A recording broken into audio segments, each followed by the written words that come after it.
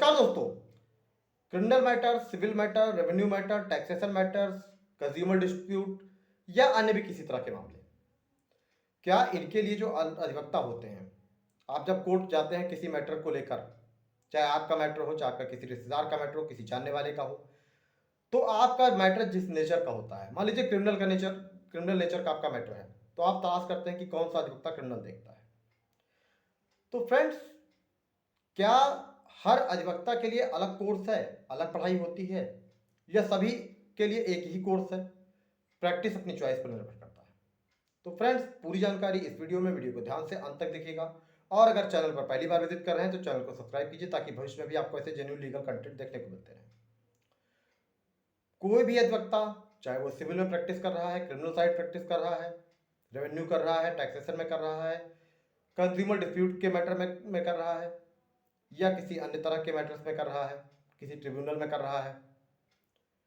Bar council of India, जो कि विधि व्यवसाय के लिए नियम बनाती है, विधि पाठ्यक्रमों के लिए नियम बनाती है, और भारत में ग्रेजुएट लेवल के 2 प्रोग्राम हैं,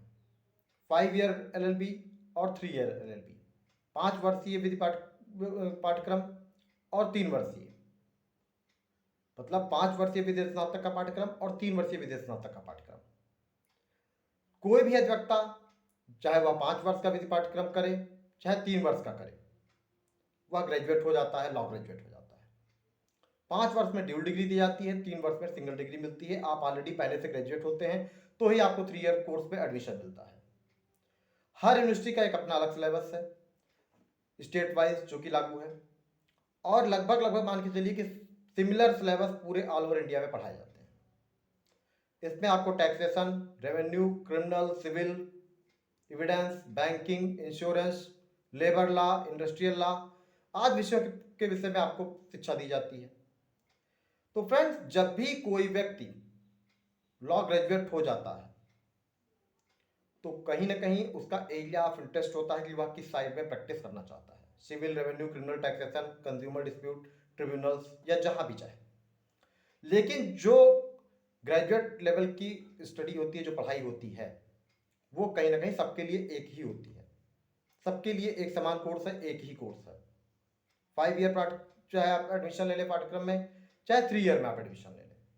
लेकिन जो कोर्स है सबको एक तरह कराया जाता है। आप प्रैक्टिस के लिए एरिया ऑफ इंटरेस्ट होता है आपका, कि आप किस साइड में प्रैक्टिस में इंटरेस्टेड हैं, वो आपके ऊपर डिपेंड करता है। स्पेशलाइजेशन आप कर सकते हैं, एलएलएम कर सकते हैं आप, आपका जिस टॉपिक पर या जिस फील्ड में इंटरेस्ट हो, labour law, criminal law, constitutional law, या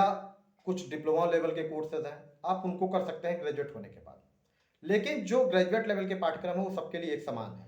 प्रैक्टिस में जब भी कोई अधिवक्ता जाता है तो वह उसकी चॉइस होती है कि वह किस साइड प्रैक्टिस करना चाहता है। लेकिन फ्रेंड्स, सेम सिचुएशन में जजेस के लिए यह लागू नहीं है। कोई व्यक्ति जो मान लीजिए सिविल जज का कंपटीशन बीट करके जाता है, जिसने लॉ कंप्लीट कर लिया है, आगे चलकर जब वह सिविल जज बन जाता है तो उसे क्रिमिनल और सिविल दोनों मैटर देखने होते हैं। कोई भी व्यक्ति जो मान लीजिए एडिशनल डिस्ट्रिक्ट जज बनता है, रिक्रूट हो जाता है भारतीय संविधान के अनुच्छेद 233 के अंतर्गत, ऐसा व्यक्ति जब भी जज बन जाता है तो सिविल कोर्ट की अधिकारता केवल सिविल मामलों में और दांडिक मामलों में है, तो उसे सिविल नेचर के केसेस और क्रिमिनल नेचर के केसेस देखने होते हैं। वहां पर ये सोच लीजिए आप कि जो भी पर्सन भले ही प्रैक्टिस चाहे सिविल साइड कर रहा होगा, चाहे क्रिमिनल साइड कर रहा होगा, लेकिन 7 वर्ष की कंटिन्यूएशन प्रैक्टिस के बाद जब वह जज बन जाता है तो उसे दोनों ही केसेस देखने पड़ते हैं।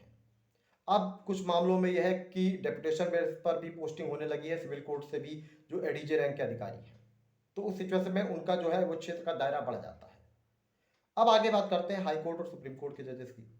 जो भी व्यक्ति हाई कोर्ट का जज बन जाता है, भले ही वह प्रैक्टिस चाहे सिविल साइड कर रहा हो, चाहे रेवेन्यू कर रहा हो, चाहे क्रिमिनल साइड कर रहा हो, लेकिन जब वह व्यक्ति 10 वर्ष की निरंतर प्रैक्टिस के बाद बाहर से निकल कर अगर बेंच में पहुंचता है प्रमोट होकर, तो ऐसी सिचुएशन में उसे भी सारे मैटर देखने होते हैं, चाहे क्रिमिनल का हो, रेवेन्यू का हो, टैक्सेशन का हो, कंज्यूमर डिस्प्यूट का हो, मोटर व्हीकल एक्ट के मैटर्स हो, या कोई भी मैटर्स हो, उसे सारे देखने पड़ते हैं। सेम सिचुएशन सुप्रीम कोर्ट में भी लागू होती है कि वहां भी जब कोई जज बन जाता है 10 वर्ष की प्रैक्टिस करने के बाद सुप्रीम कोर्ट में, या किसी हाई कोर्ट से प्रमोट होकर सुप्रीम कोर्ट का जज बन जाता है, तो ऐसी सिचुएशन में उसे भी सारे मैटर्स देखने होते हैं। तो फ्रेंड्स, केवल ये ध्यान रखिए आप कि हर व्यक्ति सेम कोर्स करता है, लेकिन जो अधिवक्ता है उसका आप अपना एरिया ऑफ इंटरेस्ट हो जाता है कि वह किस एरिया में प्रैक्टिस या किस फील्ड में प्रैक्टिस करना चाहता है, civil side, revenue side, criminal side में। लेकिन जब आप जज बन जाते हैं तो आपको सारे ही मैटर्स देखने होते हैं, चाहे सिविल का हो, चाहे क्रिमिनल का हो, चाहे रेवेन्यू का हो, टैक्सेशन का हो, या किसी भी अन्य तरह का मैटर। तो ये आप ध्यान रखिए कि भारत में केवल 2 तरह के विधि पाठ्यक्रम हैं जो स्नातक स्तर के हैं, 5 वर्षीय, 3 वर्षीय, और इनमें सबको एक समान ही शिक्षा दी जाती है। तो अगर आपको वीडियो पसंद आए तो वीडियो को लाइक करें, चैनल को सब्सक्राइब करें, ताकि भविष्य में भी आपको ऐसे जेन्युइन लीगल कंटेंट देखने को मिलते रहें। Thank you.